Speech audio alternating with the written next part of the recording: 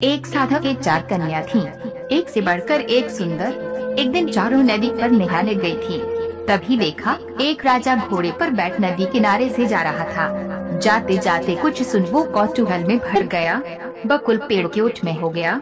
बड़ी कन्या बोली, राजा के रसोइये से ब्याह करती, अच्छी अच्छी चीजें खाती। मछली बोली, मंत्री से ब्याह करती तो अच्छी साड़ी पहनती। उससे छोटी बोली, कोतवाल से ब्याह करती तो किसी से न डरती। सबसे छोटी सबसे सुंदर बोली, राजा से विवाह करती। राजा पटरानी कर रखता, कभी दूर न करता। राजा ने सब सुना। महल में लौटकर साधु बनिया को बुलाया, सब बताया। जिसकी जो इच्छा उसे वही विवाह कर दिया।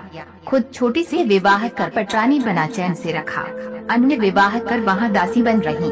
कहा है ये मन सोचता जो समय पर पाता है सुख। सबकी मन की इच्छा पूरी हुई, पर तीनों बहनों का मन फीका पड़ गया। छोटी बनी सबसे बड़ी पटरानी, हम उसकी नौकरानी। जले हमारी बुद्धि, तब इतना पता था जितना भी पछताए क्या होगा। जिसका मन जितना उसका प्रभु उतना, ये तो देवों का विधान है, इसे कौन बदल सके। फिर भी छोटी बहन पर सबने रोष रखा। इधर विधाता ने ऐसा किया। बड़ी को अभी तक कोई बच्चा नहीं, छोटी को बच्चा होने की आस हुई। जो कुछ गुस्सा था अब और बढ़ गया।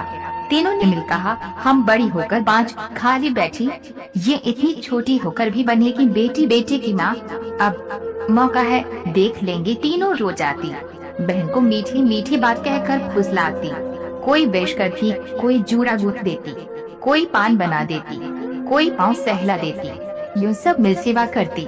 छोटी इतना छल कपट नहीं जानती। बड़ी बहनों के भाव स्नेह में बह जाती, उन्हें छोड़ती नहीं। कहते हैं दुश्मन कहाँ, माँ के पेट से। छोटी उनके नेह में पागल हो रहे। बैठ चिंता करती कैसे इस महल से इसे विदा कराएं। देखते देखते रानी को पूरा 10 मास हो गया। रानी को कष्ट हुआ, बहनों ने ठीक कर लिया। पहले जाकर जच्चा घर पहुँची, वहाँ से दाई को विदा किया। बहन ने कहा, हम देख लेंगी, हमसे अधिक कौन है। किवाड़ बंद कर लिए। रानी की आंख पर पट्टी बांधी। रानी, बहन पट्टी क्यों बांध रही। बड़ी बहन ने कहा, चुप रह, दर्द हो तब पट्टी बांधते हैं, ये राज की प्रथा है। रानी को दिव्य सुंदर पुत्र हुआ। कुआं करने से पहले बक्सा में बंद कर नदी में बहा दिया। बक्सा में से बंदर का बच्चा निकाल रानी के पास रख दिया। दासियों ने हुलूदबनी की, कहा, अरे देखो, रानी ने बंदर के बच्चे को जन्म दिया है। सब अवाक, आदमी कभी बंदर को जन्म दे सके। सब फुसर फुसर करें, पर बड़ों की बात का उत्तर नहीं कि स्वर्ग को सीढ़ी नहीं। राजमहल की बात मुंह खोले सिर कटे। राजा ने सुना रानी ने बंदर का बच्चा जन्म किया, जानकर शर्म से राजा का सिर झुक गया, चुप रह गए। फिर रानी को दोबारा आस हुई। बहनों ने आकर दर्द संभाला, धाय विदा कर दी। रानी को दिव्य सुंदर पुत्र हुआ। एक बहन ने बक्सा में रख उसे भी नदी में बहा दिया। बिल्ली की बच्चे को नाड़ लगा रख दिया। राजा चिचित भाग्यमान रहे। फिर तीसरी बार रानी को आस हुई, अब की सुंदर बेटी ने जन्म दिया। कूटनीति कर बहनों ने उसे भी बहा दिया। अब की कुत्ते के पिल्ले को सुला दिया। चारों ओर बात फैला दी। अब आदमी के भी जीव जंतु पैदा होने लगे। राजा के कान में बात गई, ये असुरनी है, इसे पटरानी बना रखा। इतने ठाट बाट से रखा। राजा ने सोचा, सच असुरनी न हो तो कुत्ते बंदर बिल्ली पैदा करती। रानी को कारागार में बंदी बना रखा।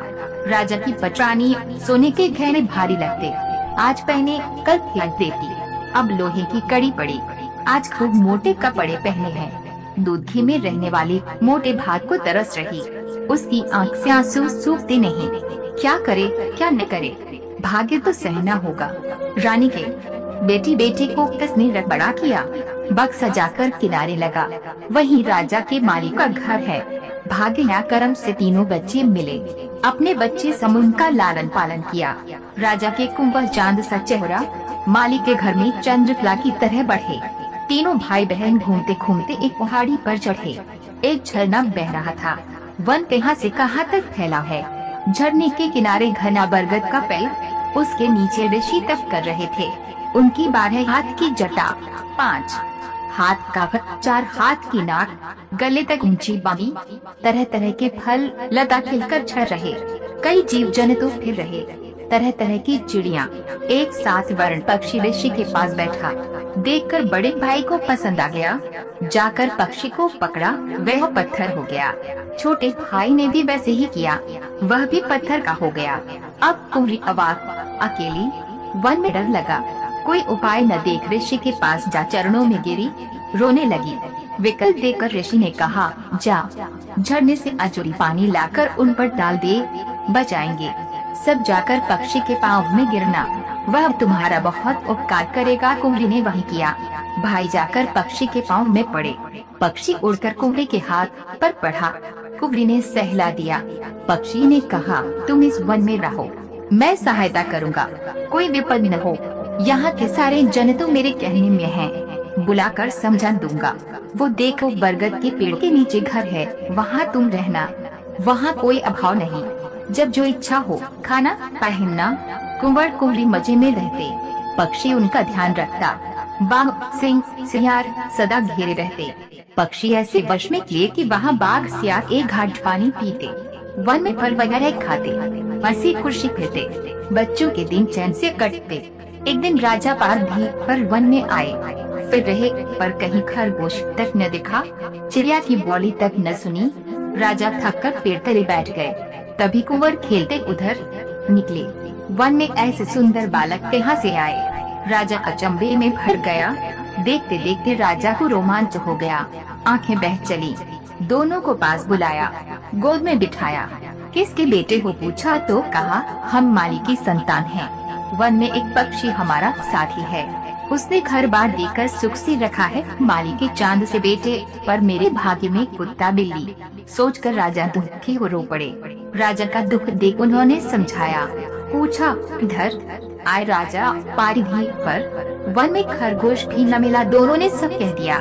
राजा, तुम घर चलो, तुम्हारी बहन को दिखाऊंगा।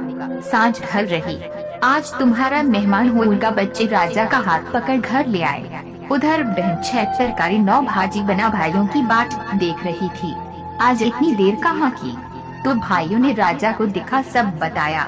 बहन ने पानी लाकर रखा, पाँव धोए, जगह ठीक कर खाने पर बुलाया। राजा बेहद अद्भुत बना भोजन खाकर बोले, ऐसा स्वादिष्ट खाना कभी न खाया पक्षी, ये कैसा पकाना? एक बार लंका के राजा ने निमंत्रण दिया, वहाँ माणिक मोती की तरकारी बनाई। वह अब जगते तो इसे हटा देते। पक्षी की बात सुन राजा हंसे, कहा, तुमने पसंद की बात नहीं कही। माणिक मोती की तरकारी होती है, पक्षी कुत्ते बिल्ली बंदर आदमी जन्म कर सके, ये तुम मान गए? मेरी बात हंसी में उड़ा दी। सुनकर राजा अवाक। मेरी घर की खबर पक्षी ने जानी कैसे? सब जानता, पक्षी के पाँव पड़ विनती की। पक्षी ने सब खोल बताया। राजा ने बेटी बेटों को लेकर घर गए। बंदीशाला से छोटी रानी को छुड़ाया। तीनों बहनों के आगे उसे गहने पाट वस्त्र पहनाए, सोने की डोली पर बिठाया। गोद में चांद से बेटे बेटी को लिया, उनकी चोटी काट तीनों बहनों का मुंह काला कर गांव में ढिंढोरा पीट घुमा